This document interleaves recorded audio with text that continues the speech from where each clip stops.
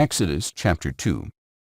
Now a man of the house of Levi married a daughter of Levi, and she conceived and gave birth to a son. When she saw that he was a beautiful child, she hid him for 3 months. But when she could no longer hide him, she got him a papyrus basket and coated it with tar and pitch. Then she placed the child in the basket and set it among the reeds along the bank of the Nile. And his sister stood at a distance to see what would happen to him. Soon the daughter of Pharaoh went down to bathe in the Nile, and her attendants were walking along the river bank.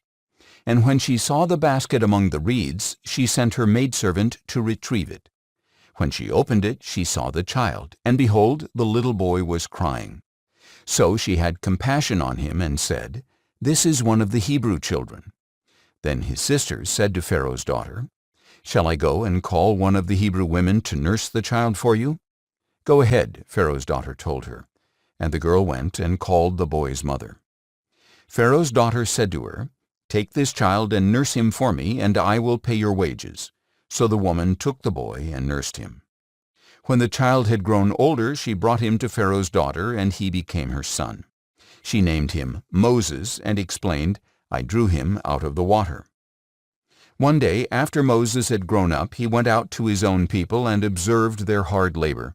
He saw an Egyptian beating a Hebrew, one of his own people. After looking this way and that and seeing no one, he struck down the Egyptian and hid his body in the sand.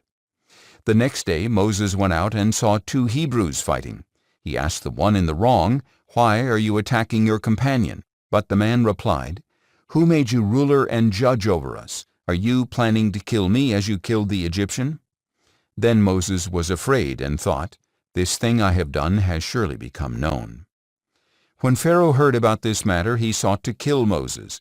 But Moses fled from Pharaoh and settled in the land of Midian, where he sat down beside a well. Now the priest of Midian had 7 daughters, and they came to draw water and fill the troughs to water their father's flock. And when some shepherds came along and drove them away, Moses rose up to help them and watered their flock. When the daughters returned to their father Reuel, he asked them, "Why have you returned so early today?"